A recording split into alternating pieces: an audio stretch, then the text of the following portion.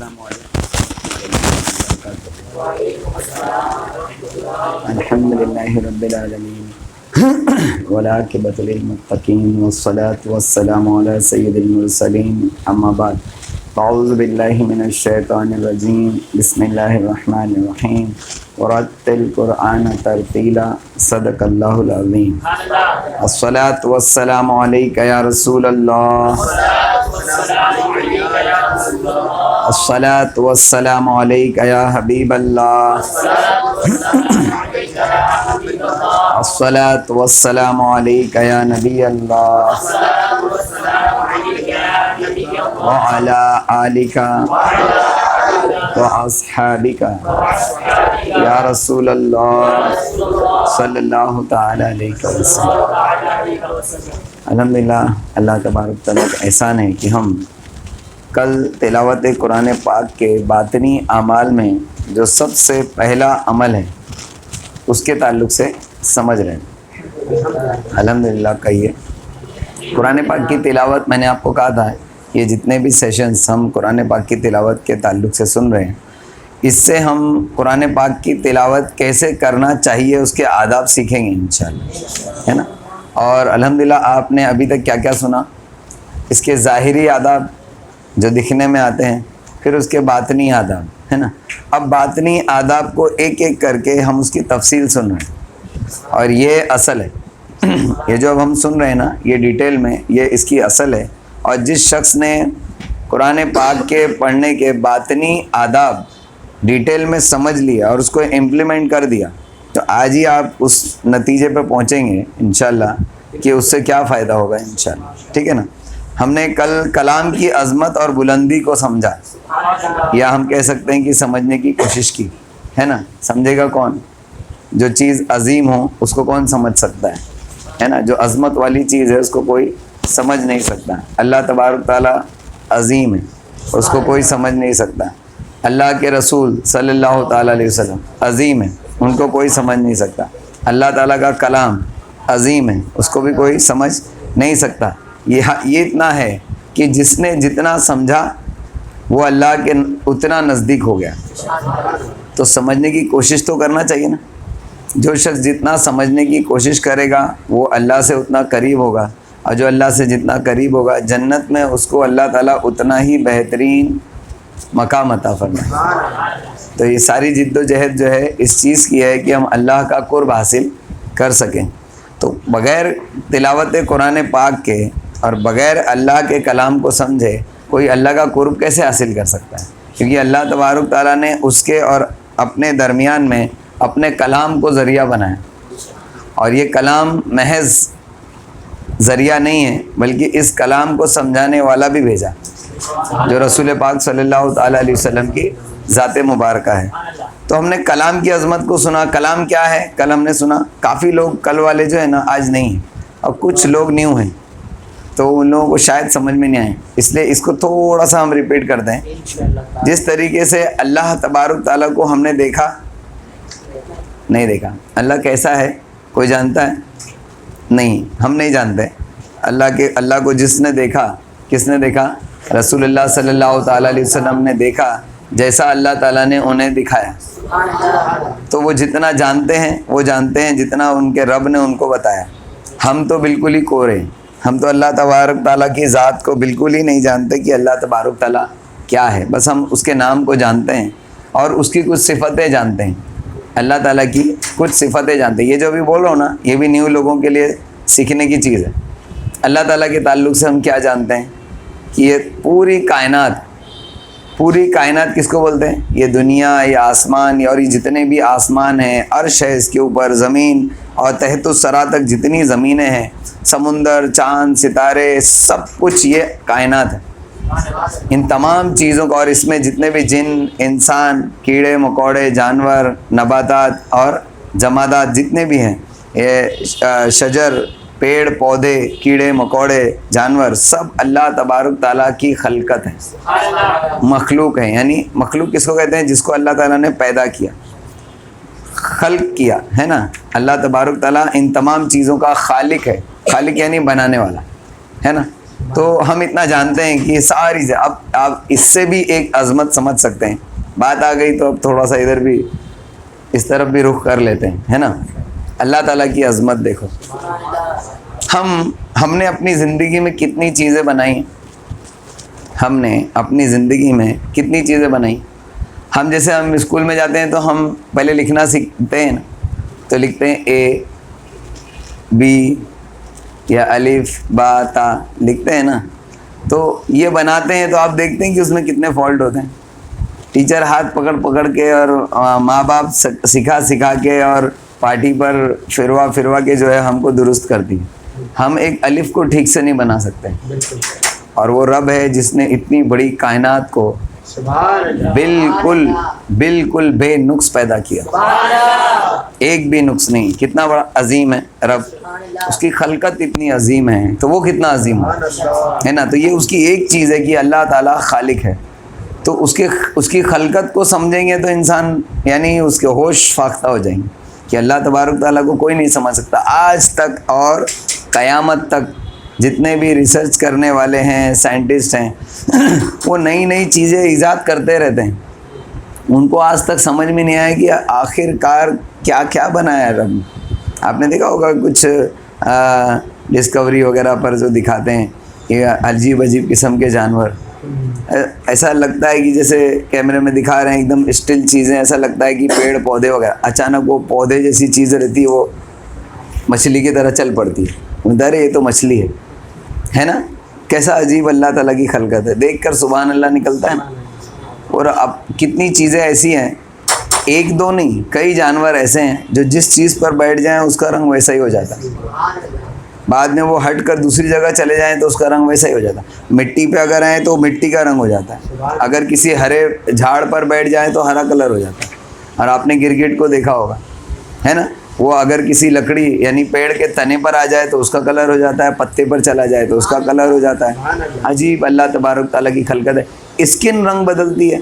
کیا بات, آج تک اتنے بڑے بڑے سب لوگ یعنی ریسرچ کرنے والے سائنٹسٹ وغیرہ پیدا ہوئے, انہوں نے آج تک ایسی اسکن نہیں بنائی. ارے جو کیا اسکن بنائیں گے جو کلر بدلے گی. اگر کسی کا رنگ گورا ہے تو وہ کالا نہیں ہو سکتا, جو کالا ہے تو گورا نہیں ہو سکتا. اللہ تعالیٰ نے بنا دیا, ہم اس کو چینج نہیں کر سکے, ہے نا. تو رب تبارک تعالیٰ کی خلقت کتنی عظیم ہے نا. تو یہ سمجھ میں آتا ہے. تو جب اللہ تبارک تعالیٰ کی ایسی بہت ساری صفتیں ہیں الگ الگ. اور دیکھو ایک چیز اور ہے, اللہ تعالیٰ کی بات آئی اس لیے مزہ آ رہا ہے, اس لیے میں بول رہا ہوں. اللہ تبارک تعالیٰ ہر نفس کو کھلاتا ہے پلاتا ہے. اس کی اس صفت کو کیا کہتے ہیں, رب. وہ رب ہے نا. ہم بولتے ہیں نا الحمدللہ رب العالمین, یعنی وہ تمام عالمین کس کو کہتے ہیں, عالم کس کو کہتے ہیں, عالم بھائی کو. عالم کس کو کہتے ہیں, عالم یعنی ورلڈ, ہے نا. اور عالمین یعنی ورلڈس, ہے نا. اب ورلڈس کون کون سے ورلڈ ہیں, ایک انسانوں کی دنیا ہے, ایک جنات کی دنیا ہے, ایک آسمانوں کی دنیا ہے, ایک سمندر کی دنیا ہے نا. اور اس کے علاوہ اللہ تبارک تعالیٰ نے الگ الگ پلینٹس بنائے, ہے نا. وہ ایک دنیا ہے, یونیورس, ہے نا. تو یہ جتنے بھی عالم ہیں ان تمام کا پالنے والا, کھلانے پلانے والا یا ان کو زندہ رکھنے والا پروردگار کون ہے, اللہ تعالیٰ ہے.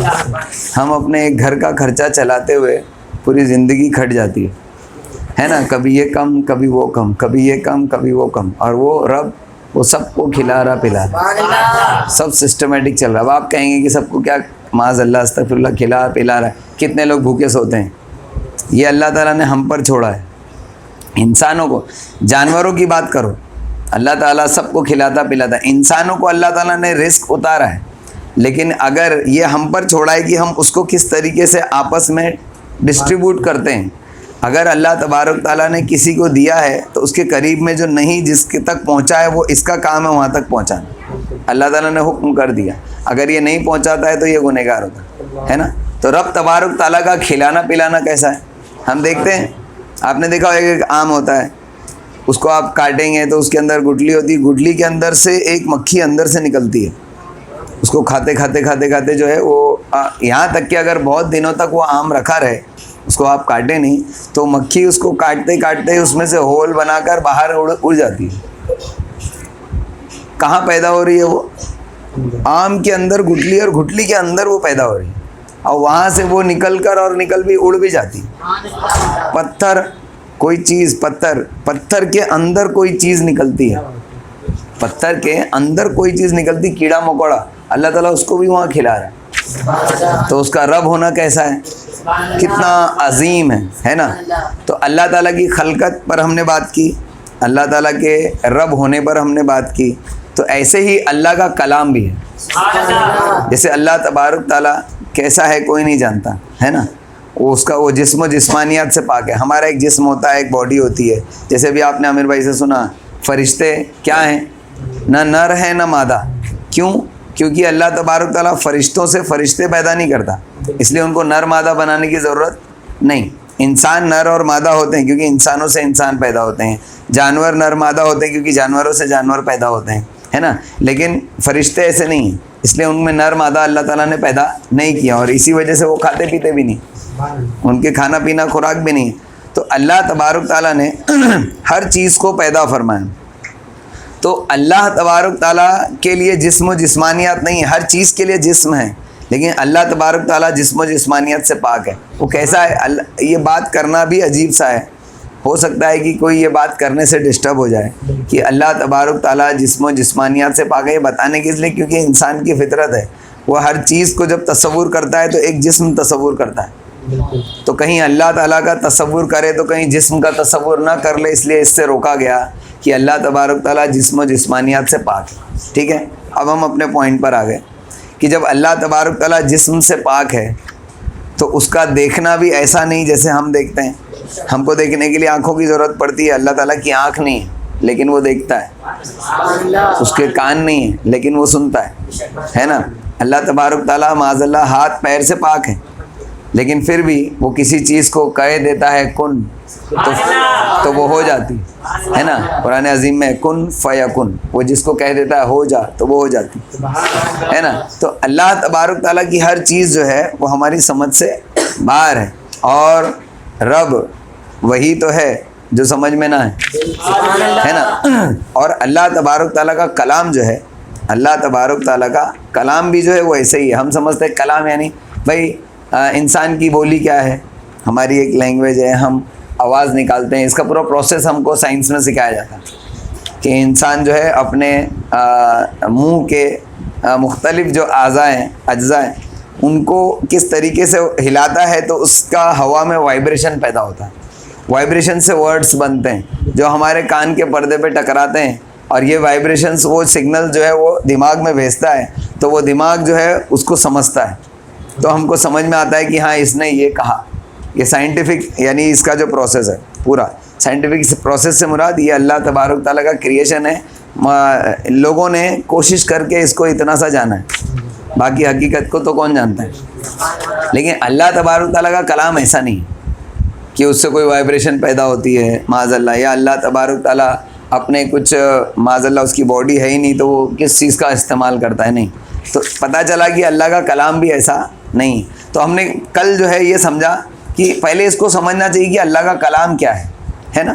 تو اللہ تعالیٰ کے ہم یہ تو سمجھ نہیں سکتے کہ اللہ کا کلام کیا ہے، لیکن ہاں ہم ان چیز کی احتیاط کر سکتے ہیں کہ اللہ کا کلام ہمارے کلام کی طرح نہیں ہے. تو اس کو سمجھ کے پھر اس کے بعد نیکسٹ اسٹیپ پر پہنچنا ہے. تو ہم ایک ایسی چیز پڑھ رہے ہیں، قرآن شریف اگر ہم پڑھتے ہیں تو ہم ایک ایسی چیز پڑھ رہے ہیں کہ جو اللہ تعالیٰ کا کلام ہماری سمجھ سے باہر تھا، اللہ تبارک تعالیٰ نے اس کو ایک لینگویج کے، ایک حرفوں کے اور ایک گرامیٹیکل جو ایک پروسیس ہے اس کے ذریعے ہمارے سامنے پیش کیا تاکہ ہم سمجھ سکیں. ہے سمجھ؟ اس کی مثال میں نے دی تھی. اللہ کا کلام کیا ہے ہم سمجھ نہیں سکتے، اس لیے اللہ تعالیٰ نے ہماری سمجھ میں آئے اس طریقے سے عربی میں نازل فرمایا. جس طریقے سے ہماری بات، ہم جو بات کرتے ہیں وہ جانوروں کی سمجھ میں نہیں آتی. ہم کہیں گے جانور کو کہیں بلی، ہاں بلی بیٹھے گی ایسا دیکھے گی، یہاں وہاں دیکھے گی اور پھر اپنے کام میں لگ جائے گی، ہے نا. اس کو کیا پتہ ہم نے کیا کہا، کیونکہ اس کو ہماری لینگویج سمجھ میں نہیں آتی. اور ہم ایسے کریں گے تو پھر بلی بھاگ کے آ جاتی ہے. آتی ہے یا نہیں آتی؟ تو ہم کو یہ کہنا چاہیے تھا نا کہ یہ بلی ادھر آ، لیکن ہم نے یہ ورڈز استعمال نہیں کیے. اس کے لیے اس کی سمجھ کے مطابق ہم نے کیا تو وہ چلی آئی. تو ہم نے اپنی یعنی اگر ہم کمپیئر کریں تو ایسا ہے کیسا ہے کہ اے بلی ادھر آ، یہ کہنے کے لیے ہم نے اب اس کو اے بلی ادھر آ از اکول ٹو، سمجھ میں آیا؟ اے بلی ادھر آ از اکول ٹو ہے نا. اگر کہیں پر یہی لکھا ہو تو کوئی سمجھے گا نہیں، سمجھے گا نا. لیکن اس کی میننگ ہے کیا؟ اے بلی ادھر آ، ہے نا. تو بلا تمثیل ایگزیکٹلی بلا تمثیل اللہ تبارک تعالیٰ نے ہم کو جو سمجھانا چاہا وہ اپنے کلام کو ان ورڈز میں، اس لینگویج میں، عربی میں ہم پر نازل فرمایا. تو ہم کو یہ حضور علیہ الصلوۃ والسلام پر نازل فرمایا، سرکار علیہ الصلوۃ والسلام نے اس کو عربی میں پیش کیا، ہے نا. تو یہ ہمارے پاس جو ہے یہ قرآن عظیم موجود ہے. تو ہم کو پہلے قرآن شریف کو یہ سمجھ کر پھر یعنی اٹھانا ہے کہ اب ہم اس کو پڑھ رہے ہیں. پڑھنے سے ایسے نہیں لیا قرآن شریف ہے ایک حرف پہ 10 نیکی ملتی ہے، دنا دن شروع کر دیا. نہیں، سمجھے کہ پہلے وہ اللہ کا کلام کیا ہے، اس کی عظمت کو جب آپ سمجھیں گے تو اس طریقے سے بیٹھیں گے ادب کے ساتھ اس کو پڑھنے کے لیے. ایک چیز ہو گئی، یعنی کہ قرآن پاک کی تلاوت کے باطنی اعمال میں سے سب سے پہلا عمل کیا ہے؟ اس کی عظمت کو پہلے سمجھ لو کہ تم یہ کیا پڑھنے جا رہے ہو. یہ اللہ کا کلام ہے جو تمہاری سمجھ سے باہر تھا. اس کا کرم ہے کہ اس نے تمہاری سمجھ کے مطابق اس کو نازل فرمایا تاکہ تم اس کو پڑھ کر اس کو سمجھ پا رہے ہو. ٹھیک ہے. اور پھر آگے اس نیکسٹ اسٹیپ یہ بھی ہے کہ جو کچھ ہم پڑھ رہے ہیں یہ اس کا ظاہری مطلب ہے، اس کے باطنی مطلب کچھ اور ہیں، ہے نا. اللہ تبارک تعالیٰ ان ظاہری مطالب کے ذریعے کسی بات تک پہنچانا چاہتا ہے. جیسے بلا تمثیل، جیسے میں نے آپ کو بتایا اے بلی ادھر آ از اکول ٹو، ہے نا. تو یہ تو ٹھیک ہے، چلو بلی کو بلایا. کیوں بلایا ہم نے؟ بلی کو کیوں بلایا؟ کوئی وجہ؟ اب ضروری ہے کہ ہم بلی کو جو اس طریقے سے کر رہے ہیں تو کچھ کھلانے کے لیے بلا رہے ہیں. ہو سکتا ہے وہ ہم کو اچھی لگ رہی تو ہم بلا کے اس کو گود میں بٹھانا چاہتے ہیں. مقصد کو آپ سمجھ سکتے ہیں. تو یہ بلا تمثیل قرآن پاک کے کچھ باطنی مقاصد ہیں جس کو اللہ تبارک تعالیٰ ہمارے ذہنوں میں ڈالنا چاہتا ہے. اس لیے اللہ تبارک تعالیٰ نے اس کا ظاہر ہم پر نازل کیا. تو اتنا سمجھ کے اور پھر شروع کرنا ہے پڑھنا. تو یہ ہے کلام پاک کی عظمت کو سمجھنا. ٹھیک ہے، یہاں تک آ گئے. اب نیکسٹ اسٹیپ ہے متکلم کی تعظیم. یعنی یہ اللہ کا کلام کی عظمت کو آپ نے سمجھ لیا. اب یہ جو کلام ہے جس کا، اس کو کیا کہتے ہیں؟ متکلم. اس کی تعظیم بھی ہونا چاہیے، ہے نا. نیچرلی یہ تو ایک دم نیچرل چیز ہے کہ جب اللہ کے کلام کو آپ اتنی عظمت سمجھتے ہو اس کی، تو اس کے جو اللہ تعالیٰ کی عظمت کو کیوں نہیں سمجھو گے؟ تو یہ بھی ضروری ہے کہ ہم پڑھتے وقت اللہ تعالیٰ کی عظمت کو بھی مد نظر رکھیں کہ ہم کس سے. جیسے ایک میں مثال دیتا ہوں. دنیا میں ہم کبھی جیسے مان لو بائک لے کے جا رہے تھے، ٹھیک ہے، اور اچانک کوئی سامنے بائک والا یا کار والا آیا، آپ نے اس کو یعنی کچھ آپ سے غلطی ہو گئی، ہے نا، آپ نے اس کو کچھ کہہ دیا، ہے نا. تو اس نے کانچ نیچے کر کے اور ایسے دیکھا، کس سے بات کر رہا ہے معلوم ہے؟ ہوتا ہے. اب آپ دیکھیں گے کیا انسان تو ہے لیکن آپ کو نہیں معلوم کہ یہ کون ہے، علاقے کا MP ہے یا کیا ہے، آپ کو نہیں معلوم، ہے نا، کمشنر آف پولیس ہے یا کیا ہے، آپ کو نہیں معلوم. آپ نے اس سے الٹی سیدھی بات کر دی، بعد میں معلوم پڑا یہ کمشنر آف پولیس تھا، ہے نا. بولے اس کو لو کار میں بٹھا، اس کو چل لے کے چل. ایسا ہوتا ہے نا. میں ایک بات مطلب یہ بلا تمثیل بتا رہا ہوں. تو تم کس سے ہم کلام ہو؟ تم کس کے سامنے بیٹھ کر، یعنی اللہ تبارک تعالیٰ سے تم کلام کر رہے ہو، تو کس سے؟ اللہ تعالیٰ سے کلام کر رہے ہو. تو قرآن پاک پڑھنے کے ٹائم سمجھو کہ یہ اللہ کا کلام ہے اور میں اللہ سے کلام کر رہا ہوں. ٹھیک ہے. امام غزالی رحمۃ اللہ علیہ فرماتے ہیں قرآن پاک پڑھنے والا جب تلاوت قرآن کی شروعات کرے تو اسے چاہیے کہ اپنے دل میں متکلم یعنی اللہ تعالیٰ کی عظمت کو حاضر کرے اور جان لے کہ وہ جو کچھ پڑھ رہا ہے وہ انسانی کلام نہیں ہے اور اللہ تعالیٰ کے کلام کی تلاوت میں کافی خطرہ بھی ہے. یعنی اللہ کا کلام ہے تو ذرا سنبھال کے پڑھنا ہے، کیونکہ اللہ تعالیٰ کا ارشاد ہے اسے وہی لوگ ہاتھ لگائیں جو پاک ہوں. اسے وہی لوگ ہاتھ لگائیں جو پاک ہو. ایک تو ہوتا ہے ظاہری پاکی، اب ایک باطنی پاکی ہے. آج اس کو کلیئر کریں گے انشاءاللہ، بہت مزہ آئے گا انشاءاللہ. تو جس طرح قرآن پاک کی ظاہری جلد اور اوراق یعنی پیجز کو انسانی جسم کے ظاہری حالت طہارت کے علاوہ محفوظ رکھا گیا ہے تو اس کے معنی کا باطن بھی اللہ تعالیٰ کے حکم سے پردے میں رکھا گیا. یعنی جس طریقے سے جو قرآن پاک کا ظاہر ہے نا پیج، قرآن جو ہے ناپاک آدمی کی وہاں تک یا رسائی نہیں ہے. ناپاک انسان اس کو ٹچ بھی نہیں کر سکتا، جب پاک ہوگا تبھی پہنچے گا. اس طریقے سے جس شخص کا باطن پاک ہوتا ہے وہ اس کے اصلی معنوں تک ٹچ کرتا ہے. سمجھ میں؟ ظاہری پاکی سے تم قرآن تک پہنچے اور باطنی پاکی سے قرآن کے اصلی معنوں تک پہنچو گے. سمجھ میں آئے ہے نا؟ اس کے اصلی مطلب کو تم سمجھو گے. اب آپ کہتے ہو کبھی بلا تمثیل، کبھی کسی جانور کو آپ کو اشارہ کرتے ہو تو برابر سمجھ جاتا ہے نا بہت ہوشیار ہے نا، اور بیوقوف بلی رہے گی تو آ جائے گی، ہے نا. ہوشیار ہے تو سمجھ جائے گی کہ اس ٹائم یہ کائی کے لیے بلا رہا ہے نا. تو اگر اس کا مطلب ہے اس میں تو آئے گی، اور اس کا مطلب نہیں ہے تو نہیں آئے گی. تو آپ کہیں گے بہت ہوشیار ہے، ابھی میں پکڑنے کے لیے بلا رہا تھا دیکھو آ نہیں رہی ہے نا، کیونکہ اس کو معلوم ہے کہ یہ ٹائمنگ جو ہے مجھے باندھنے کا ہے تو باندھنے کے لیے بلایا جا رہا ہے. کھانے کے ٹائم پر بھاگ کے آ جاتی ہے، اس کو معلوم ہے کھانے کا ٹائم ہے، یہ جو بلایا جا رہا ہے کھانے کے لیے بلایا جا رہا ہے، پہنچ جاؤ. سمجھ میں آئے؟ میں بار بار بلا تمثیل بول رہا ہوں، خالی سمجھانے کے لیے مثال دے رہا ہوں. اللہ تعالیٰ کے کلام کی مثال بالکل اس طریقے سے نہیں ہے، لیکن یہاں پر امام غزالی نے بھی سمجھانے کے لیے کہا ہے. ٹھیک ہے؟ تو جو اس کا ظاہر ہے کلام پاک کا، اس کو بغیر ظاہری پاکی کے ہاتھ نہیں لگا سکتے. اسی طریقے سے جب تک کسی کا دل پاک نہ ہو تب تک اس کے باطنی معنوں تک نہیں پہنچ سکتا. اب یہاں تھوڑا رک کے تھوڑا سمجھیں گے باطنی پاکی کیا ہے. باطن کی آپ کس کو بولتے ہیں؟ اچھا بور تو نہیں ہو رہے نا؟ آ رہا نا سب سمجھ میں ہے نا؟ نئے لوگ بھائی سمجھ میں آ رہا ہے نا؟ جو باطن ہے، میں یہ نہیں بول رہا کہ نئے لوگ، یعنی کبھی کبھی شاید آپ اس سے پہلے بھی آئے ہیں، اس سے پہلے بھی آئے نہیں آئے نا؟ نہیں آئے. چلو، تو باطنی پاکی کس کو کہتے ہیں؟ بولتے ہیں نا کہ کوئی آپ کا دوست ہے، ارے بھائی بہت اچھا ہے، دل کا صاف ہے. ہم یوز کرتے ہیں اس کو لیکن ہم یاد نہیں، اس کو دھیان نہیں رکھتا. ارے کیا کوئی دوست ہے تمہارا بہت کمینہ ہے، اس کا دل بہت گندا ہے. تو دل گندا اور دل صاف آپ کس کو کہتے ہیں؟ آپ کو معلوم ہے. تو اگر جو انسان کی نفسانی بری چیزیں ہوتی ہیں اس سے اگر کسی کا دل صاف ہے تو سمجھ لینا اس کا باطن پاک ہے. اور کوئی شخص گھمنڈ، تکبر، حسد، جلن، یہ سب چیزوں سے جو ہے پلید ہے، گندا ہے، میلا ہے، تو وہ اس کا باطن جو ہے اس کی حقیقی معنوں تک نہیں پہنچ سکتا.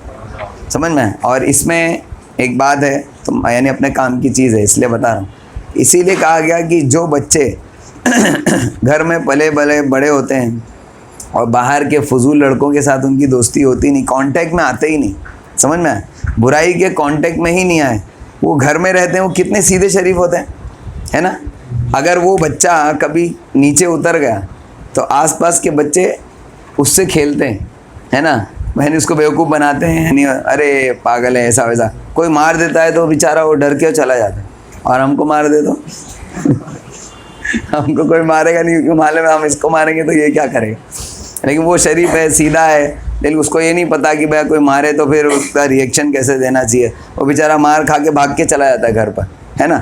تو کیونکہ اس کا کبھی باطن سے واسطہ نہیں پڑا تو اس کا دل صاف رہتا ہے. سمجھ میں؟ تو ایسے جو لوگ شروعات سے ہی، میں کسی بہت اچھے پوائنٹ پہ آنے جا رہا ہوں اس لیے دھیان سے سنو.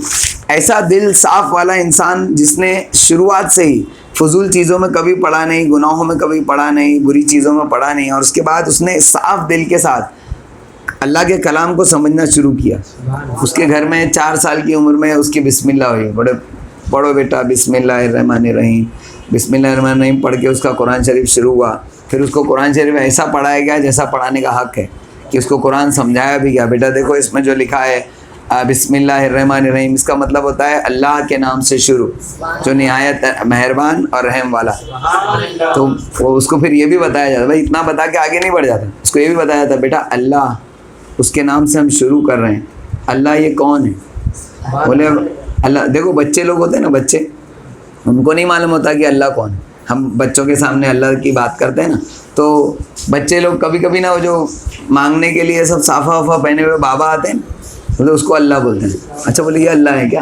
کتنے بچے ایسے ہوتے ہیں جن کو نہیں معلوم ہوتا کہ اللہ کون ہے، تو ان کو سمجھایا جاتا ہے بچپن سے ہی کہ بیٹا دیکھو. اب وہ بچے جو ہیں وہ فضول چیز ان کے دماغ میں نہیں چلتی، ویڈیو گیم کیا ہوتا ہے، اور یہ کھیلنا کودنا کیا ہوتا ہے، گھومنا پھرنا کیا ہوتا ہے، یہ کھانا پینا کیا ہوتا ہے، نہیں. وہ بچے لوگ ایک دم بالکل ان کا باطن صاف ہے، ان کو بتایا جاتا ہے کہ ہم جو بھی کچھ یہ کھا رہے ہیں، پی رہے ہیں، پہن رہے ہیں، اور یہ ہم زندہ ہیں، ہم کو پیدا کیا وہ رب ہے جس نے ہم کو پیدا کیا، وہ اس کو کسی نے دیکھا نہیں سوائے رسول اللہ صلی اللہ علیہ وسلم کے، ہے نا. پھر رسول کون ہے ہم وہ بھی بتاتے ہیں. تو ابھی بسم اللہ الرحمن الرحیم میں اتنا کچھ ہے.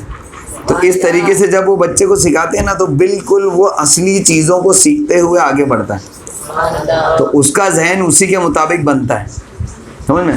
تو جب وہ آگے سنتا ہے اور وہ ہر چیز کو جب گھر سے قرآن پاک پڑھ کے اور قرآن عظیم کو سمجھ کے، جیسے اس نے صرف سورہ فاتحہ کو سمجھا، الحمدللہ رب العالمین، تمام خوبیاں اللہ کے لیے جو تمام عالموں کا رب ہے، کھلانے پلانے والا اور پروردگار ہے نا. الرحمن الرحیم، وہ رحمان ہے، رحیم، مالک یوم الدین، اور یوم جزا کا مالک ہے. ہم مر کر مٹی میں مل جائیں گے، پھر حشر کے میدان میں اٹھائے جائیں گے، تو ہم سے اپنی پوری زندگی بھر کا حساب کتاب ہونا ہے. یہ کس کو سکھا رہے ہیں؟ ابھی وہ بچہ ہے نا جو گھر میں یہ سیکھے گا تو باہر نکلے گا تو کیا ایفیکٹ پڑے گا میں آپ کو بتا رہا ہوں. اس کو پتہ ہے کہ ہاں ایک دن ہم مرنے والے ہیں، یہ دنیا بھی ختم ہونے والی ہے، مر کے تو ہم قبر میں چلے جائیں گے، لیکن ہمارے بعد اور بھی بہت لوگ آنے والے ہیں اس دنیا میں، وہ بھی مریں گے، وہ بھی سب قبر میں جائیں گے. پھر اکٹھا ایک دن پوری دنیا ختم ہوگی، اس کے بعد سارے جتنے ہیں جمع ہو گئے نیچے، بولتے نا اس کو جمع کر دو، ہم سب جمع ہو گئے، پھر بعد میں ایک ساتھ نکالے جائیں گے اور حشر کے میدان میں جمع ہوں گے. تو زندگی بھر میں 50 60 70 سال کی زندگی میں کیا کیا کیا تھا سب حساب دینا ہے. تو اس حساب کے دن کا مالک ہے اللہ، وہ اللہ ہمارا حساب کتاب لے گا. مالک یوم الدین. پھر ایاک نعبد و ایاک نستعین، اس کو سکھایا تھا اے اللہ ہم تیری ہی عبادت کریں اور تجھی سے مدد مانگیں، ایسی توفیق عطا فرما. اس کا مطلب ہے نا. تو ہم سمجھتے ہیں کہ اللہ کے سوا کوئی خدا نہیں، کوئی معبود نہیں، کوئی عبادت کے لائق نہیں، ہمیں اسی کی عبادت کرنا چاہیے، اور جو کچھ ہم کو ملتا ہے سب اس کے کرم سے ملتا ہے نا. تو ہم کسی بھی ذریعے سے مانگیں وہ ذریعہ ہوتا ہے، اصل دینے والا ہمارا رب ہوتا ہے نا. ایاک نعبد و ایاک نستعین، اہدنا الصراط المستقیم. پھر ہم اس میں دعا کرتے ہیں. ہم بچے کو سکھا رہے ہیں کہ اللہ میں سیدھا راستہ چلا، تو بچہ بولتا ہے ابا سیدھا راستہ کون سا ہے؟ یہ جو ممبئی جاتا ہے؟ نہیں. وہ بچے کو سکھایا تھا بیٹا سیدھا راستہ یہ کہ کوئی گناہ نہ کرو، اور جو اللہ تعالیٰ نے قرآن پاک میں کہا ہے یہ کرنا چاہیے، یہ کرنا چاہیے، یہ حلال ہے، یہ حرام ہے، تو اس کے مطابق چلنا، یہ صراط مستقیم ہے نا. پھر آگے اہدنا صراط الذین انعمت علیہم. اور یہ راستہ چلنے کا طریقہ ہم کسے سیکھیں گے؟ کہ جو انعام یافتہ بندے، اللہ کے نبی، اللہ کے رسول، اللہ کے ولی، صحابہ کرام، تابعین، تبع تابعین، غوث پاک، غریب نواز، اعلیٰ حضرت، ہے نا. تو جب بچہ سمجھتا ہے اچھا ہاں یہ وہ لوگ ہیں، غوث پاک وہ ہیں کہ جو سیدھا راستہ چلے، غریب نواز وہ ہیں جو سیدھا راستہ چلے، ہے نا. تو بچے کو ایک دن جب یہ سب معلوم ہوگا، بچے کو ایک دن اچانک بولیں گے بیٹا اجمیر چل رہے ہیں، پورا گھر گھومنے کے لیے اجمیر جا رہے ہیں. اجمیر کیا ہے؟ یہ وہ غریب نواز کی مزار ہے. اچھا وہ جن کے راستے پہ ہم چلتے ہیں سیدھا راستہ. بچوں کا مائنڈ ایسے ڈیولپ ہوتا ہے، سمجھ میں. اب کچھ پتہ نہیں ہے بچے کو، تم نے کچھ عطا پتہ بتایا نہیں، اجمیر شریف گھومنے آیا تو بچہ بولا اجمیر راجستھان کا ایک سٹی، اس میں کیا کیا خاص ہے، اس کو غریب نواز سے مطلب نہیں، سمجھ میں. وہ یہ ساری چیزیں سوچتا ہے. تو سوچ کیسے بدلتی ہے؟ اب یہ بچہ گھر سے یہ جب سب سیکھ کے نکلا، آگے کیا ہے لاسٹ میں؟ غیر المغضوب علیہم ولا الضالین. اے اللہ ہمیں ان کا راستہ نہ چلا جس پر تیرا غضب نازل ہوا اور جو گمراہ ہوئے، ہے نا، بہکے ہوئے. تو ایسا اس کو وہ بھی بتایا جائے گا بھائی بہکے ہوئے کون ہیں اور جن پر عذاب نازل ہوا وہ کون ہے. فرعون ہے، قارون ہے، حامان ہے، ابو جہل ہے، ابو لہب ہے. تو اس کی بھی ہسٹری اس کو بتائی گئی. سورہ فاتحہ میں وہ پورا کانسیپٹ انسان کی زندگی کا سمجھ لیتا. اگر صرف سورہ فاتحہ سکھا دی جائے تو اس کا پورا عقیدہ کلیئر ہو جاتا. اب وہ یہ عقیدہ لے کر جب گھر سے باہر نیچے اترے گا، پہلی مرتبہ اترے گا، دیکھے گا لمبی لمبی عمارتیں، دیکھے گا اللہ تعالیٰ اس کا بنانے والا. آسمان کو دیکھے گا، ہاں یہ آسمان میرے رب نے بنایا ہے نا. چاند ستارے او اللہ تبارک تعالیٰ نے یہ ہمارے لیے پیدا کیے، ہے نا. سخر الشمس والقمر، ہے نا. وہ اگر اس کو یاد ہوگا تو اس طریقے سے وہ ہر چیز کو دیکھے گا نا، تو ہر چیز میں اللہ تبارک تعالیٰ کے تعلق سے سوچے گا. ہماری یہ سوچ کیوں نہیں ہے پتہ ہے؟ کیونکہ ہم نے بچپن سے اس طریقے سے قرآن نہیں سیکھا. ہم نے بتا اعوذ باللہ من الشیطان الرجیم بسم اللہ الرحمن الرحیم قرآن پاک پڑھنا ہے، بس الف بے تے. ہمارے یہاں ایسا بولتے ہیں الف بے ہوا माँ चील बाप कौआ। ये आप लोग को आसानी के लिए बोला मैं, जब ढंग से नहीं सिखाया जाता तो यही हुआ ना। तो जाहिल लोग होते ना, जाहिल लोग बोले क्या है सब पढ़ाते रहते हो, बोले क्या है, बोले अलिफ बे हुआ माँ चील बाप कौआ। है ना, किसी को हंसाने के लिए मैंने आपको बोला। तो कुरान को ऐसा सीखो जैसा सीखने का हक है। सोचो अगर इस तरीके से जब तालीम होगी कुरान पाक की तो फिर मुसलमान कितने अच्छे हो जाएंगे।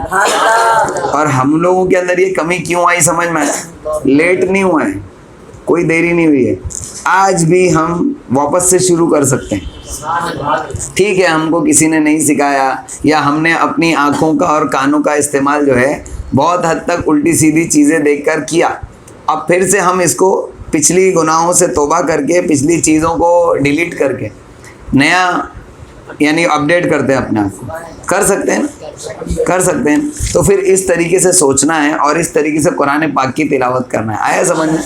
तो अल्लाह तबारक ताला जो मुतकल्लिम है, यानी जिसका कलाम हम पढ़ रहे हैं, उसकी अज़मत को समझना इसको कहते हैं। अब ज़रा जल्दी जल्दी चलते हैं।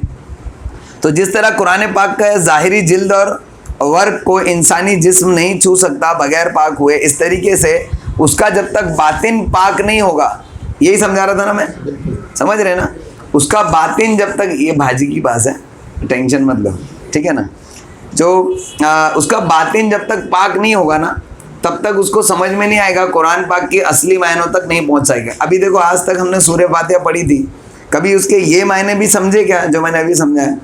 हम कभी यहाँ तक ही नहीं पहुँचते। तो जब यहाँ तक नहीं पहुँचेंगे तो आगे और कहाँ से पहुँचेंगे, है ना। तो उसके लिए ये समझना ज़रूरी है।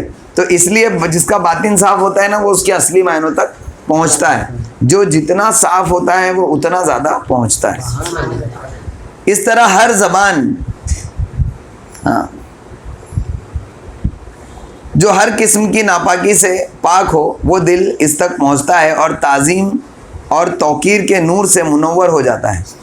तो जिस तरह हर हाथ कुरान पाक की जिल्द तक पहुँचने की सलाहियत नहीं रखता, इसी तरह हर ज़ुबान उसकी तिलावत के लिए भी मुनासिब नहीं। बोर हो रहे क्या?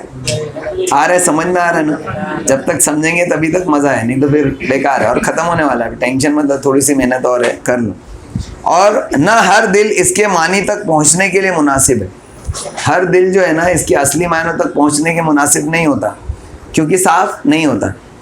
इसी ताज़ीम की वजह से हज़रत अकरमा बिन अबू जहल, हज़रत अकरमा और बिन कौन? अबू जहल, अबू जहल के बेटे, उनका नाम क्या है? हज़रत अकरमा रदी अल्लाह ताला अन्हु। सोचो, अबू जहल का बेटा भी ईमान लाया, है ना, और बाप अबू जहल है, उसके बावजूद भी हज़रत अकरमा का आलम देखो। हज़रत अकरमा रदी अल्लाह ताला अन्हु जब कुरान पाक को खोलते तो उन पर बेहोशी तारी हो जाती।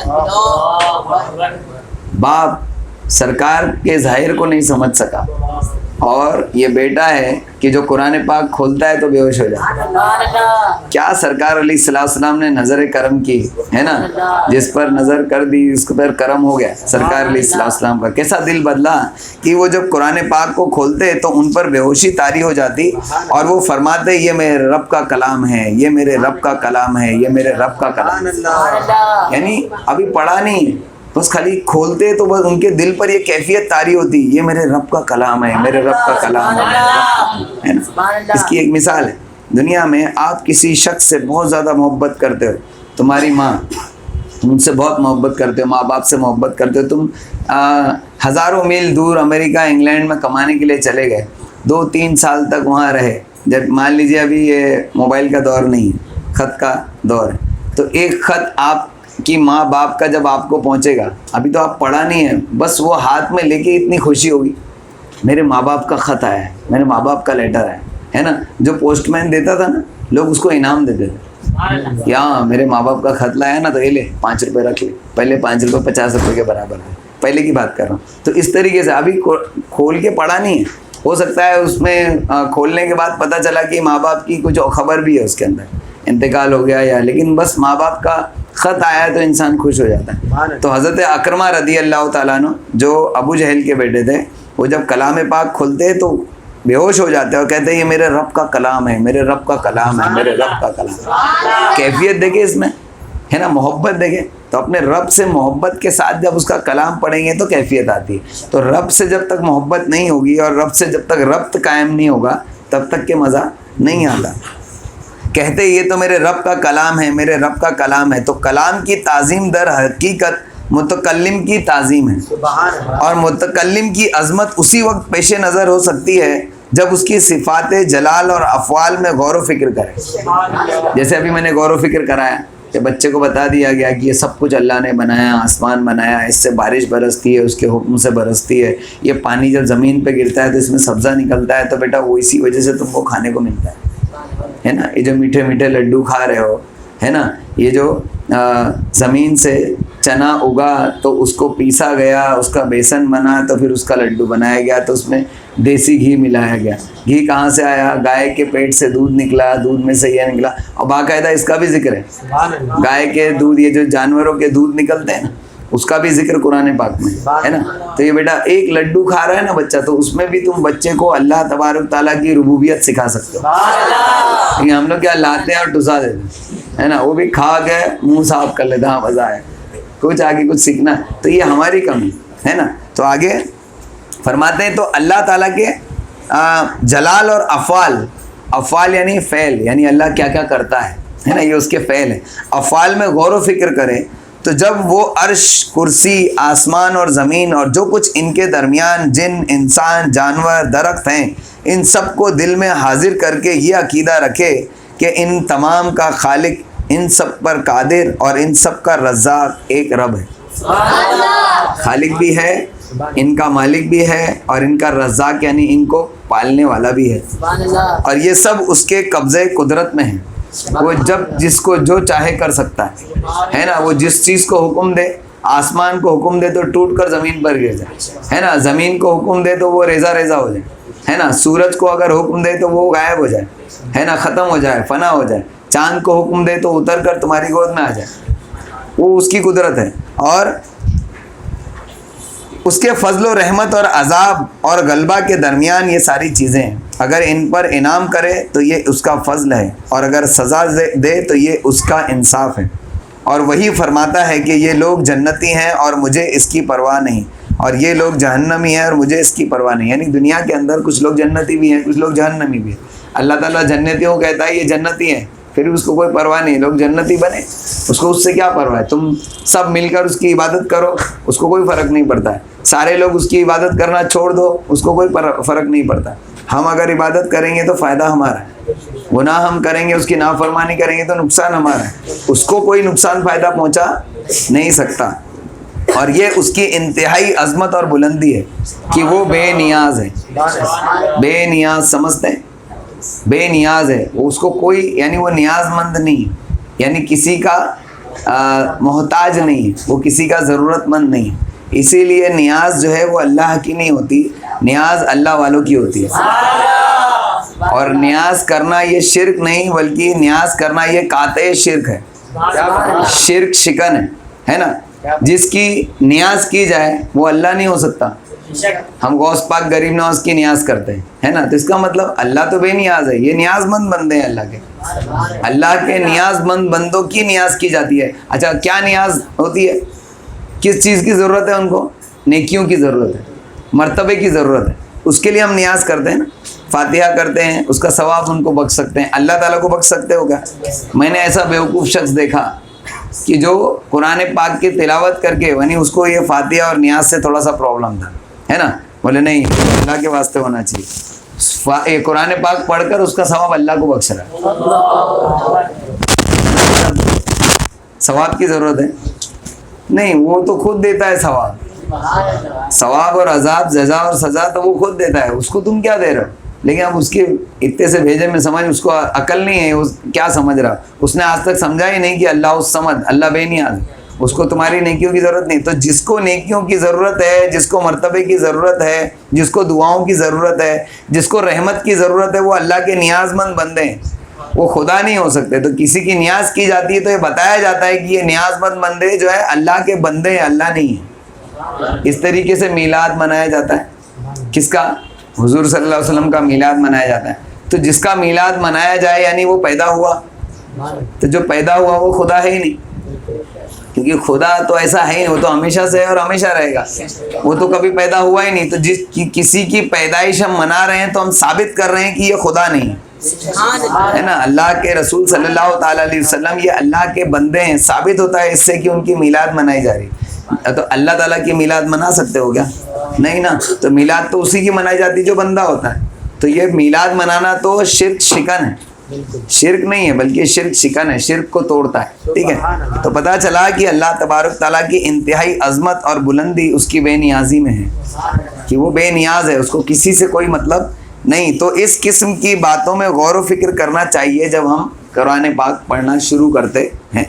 اور یہ صرف قرآن پاک پڑھنے کے وقت نہیں ہے، اسی ذہن کے ساتھ ہمیشہ انسان کو رہنا چاہیے.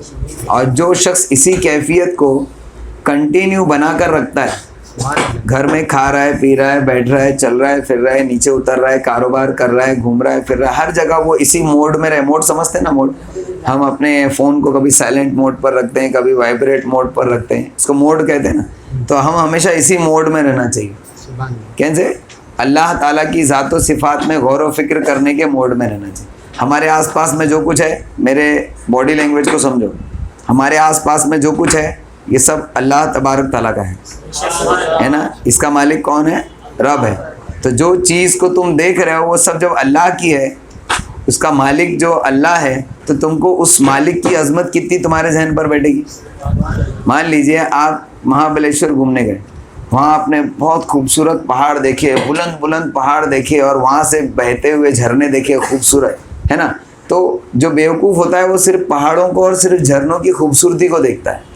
لیکن جو عقل مند ہوتا ہے نا، وہ تھوڑا براڈ مائنڈیڈ ہوتا ہے. وہ کیا دیکھتا ہے؟ کیوں آواز آ رہی ہے؟ آپ ہلا رہے ہیں. براڈ مائنڈیڈ جو شخص ہوتا ہے نا، وہ کیا دیکھتا ہے؟ یہ جھرنے، یہ پہاڑ، یہ سب اللہ تبارک تعالیٰ کی ملکیت میں، اور یہ اس کے جھرنا اللہ کے حکم سے بہتا ہے نا. یہ برسات، یہ جو پانی اس میں آ رہا ہے، یہ وہ ہے جو اللہ تبارک تعالیٰ نے آسمانوں سے نازل کی ہے نا. تو وہ ہر چیز کے اندر اللہ کی قدرت دیکھتا ہے، اور دیکھتے ہی اس کو کہتا ہے سبحان اللہ، ہے نا. تو جب ایسے موڈ میں رہو گے تو سب سمجھ میں آئے گا. تو جب قرآن پاک بھی پڑھو تو اس موڈ کے ساتھ پڑھو. آیا سمجھ میں؟ کیا کیا سیکھا؟ دو چیزیں، ایک اللہ کے کلام کی عظمت کو، اور دوسرا ایک اللہ کی عظمت کو مد نظر رکھتے ہوئے قرآن پاک کی تلاوت کی شروعات کرنا ہے. کریں گے نا انشاءاللہ، ہے نا. تو یہ کیا ہے؟ باطنی آداب ہے جو ہم نے سیکھے. قرآن پاک پڑھنے کے ٹائم وضو کرنا، اور پاک صاف رہنا، پاک جگہ پر بیٹھنا، اور صحیح ٹائم پر پڑھنا، اور کوئی یعنی شور شرابہ نہ ہو، نمازی نہ ہو، یہ سب تو ظاہری چیزیں ہیں.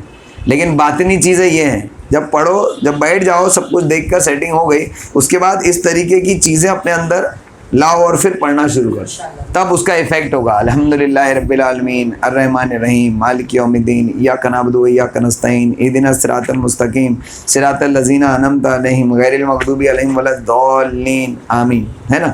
تو اس کا اثر پڑے گا. پھر آگے پڑھیں گے الف لام میم ذالک الکتاب لا ریب فیہ، ہے نا. یہ ذالکل یعنی یہ کتاب، وہ کتاب ہے کہ لا ریبہ یعنی جس میں کوئی شک نہیں، فیہ یعنی اس میں نہیں کوئی شک، اس میں، ہے نا. لا ریبہ فیہ. تو جب اس عظمت کے ساتھ آپ قرآن پاک کی شروعات کرو گے تو کتنا مزہ آئے گا. تو اس طریقے سے شروع کریں گے نا انشاءاللہ. اب ان دو چیزوں کے بعد ہے تیسری چیز ہے دل کی حاضری. یہ انشاءاللہ کل سنیں گے، ٹھیک ہے نا. آج یہیں پر ختم کرتے ہیں. دو چیز یاد رہیں گی، کل اس کو پھر سے یاد دلا کر تیسری چیز شروع کریں گے. یہ ساری چیز دل کی حاضری کے بغیر ہو سکتا ہے کیا؟ یہ ساری چیزیں اللہ کی عظمت اور اللہ کے کلام کی عظمت کو آپ نے جب دھیان میں لائے، اور اس دھیان کے ساتھ اس موڈ میں جب آپ بیٹھے، تو دل حاضر رہے گا نا.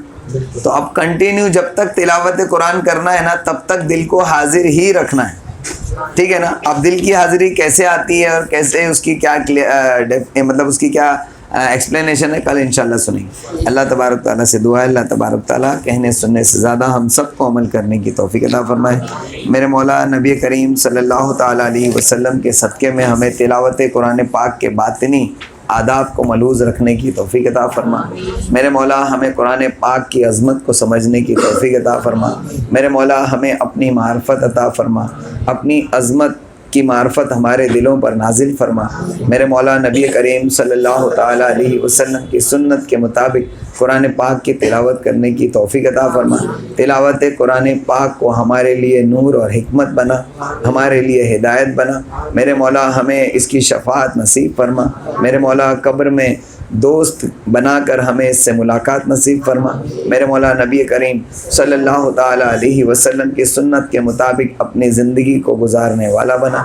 آخرت کی تیاری کی توفیق عطا فرما، مرنے کے بعد کی زندگی کی تیاری کی توفیق عطا فرما۔